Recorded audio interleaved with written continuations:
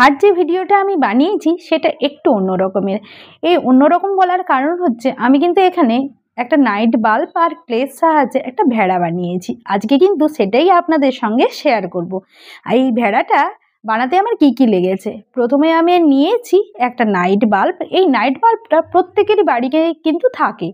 তো এই নাইট বাল্বটা অনেক দিন আগেই আমার নষ্ট হয়ে গেছে, তাই ভাবলাম এটাকে আমি কোনো কাজে লাগানোর জন্যই কিন্তু এতদিন পড়েছিল। সময়ের অভাবে হয়তো আমি এটা বানাতে পারিনি, তাই ভাবলাম আজকে অনেক দিন কিন্তু এটা ভেবেই রেখেছিলাম যে আমি এর ওপর একটা কিছু বানাবো।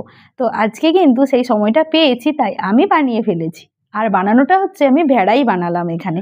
তো এখানে ক্লেটাও ইউজ করেছি, আর ক্লেটা কিন্তু এখানে সাদা রঙেরই ক্লে, এখানে কালো আর সবুজ রঙের ক্লে আমি নিয়েছি। এবার আমি এটা কিন্তু খুব সহজ পদ্ধতিতেই বানানো। তো নাইট বাল্বের ওপরেরটাই আমি এখানে নিয়েছি, আর তার সঙ্গে এবার কিন্তু ওর মাথা আর কান সব কিছুই একটা একটা করে রেডি করে নিয়েছি। সব কিছু রেডি হয়ে যাওয়ার পর আমি আঠার সাহায্যে এগুলোকে লাগিয়ে দিয়েছি। আর নাইট বাল্বের ওপরটাতে আমি আঠা দিয়ে একটা একটা করে ক্লেগুলোকে রাউন্ড করে আমি ওপরে আটকে দিয়েছি। বাস রেডি হয়ে গেল আমার আজকের ভেড়া। তো এই ভেড়াটা কিন্তু খুব সহজেই বানানো যায়, যে কেউ খুব সহজে কিন্তু ক্লে আর এই নাইট বাল্ব দিয়ে বানাতে পারে।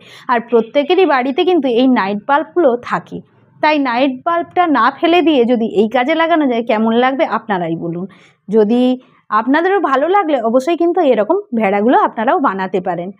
ভেড়াটাকে বসানোর জন্য এখানে আমি প্লাস্টিকের কৌটো তার চাপা নিয়েছিলাম, আর সেখানে কিন্তু আমি সবুজ রঙের ক্লে দিয়ে একটা ঘাস টাইপের বানিয়ে নিয়েছিলাম। পুরোটাতে সবুজ রঙের ক্লে দিয়েই এখানে রেডি করেছিলাম, আর সেখানে কিন্তু আমি ভেড়াটাকে বসিয়ে দিয়েছি। মনে হবে পুরো ঘাসের ওপর ভেড়াটা বসে আছে।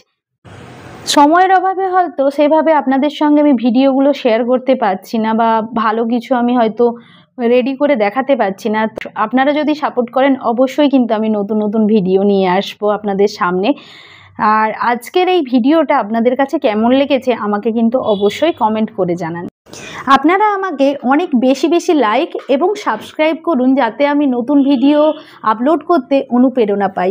আর আজকের এই ভিডিওটা আপনাদের কাছে কেমন লাগলো তার জন্য কিন্তু আপনারা আমাকে অবশ্যই একটা লাইক করে দেবেন।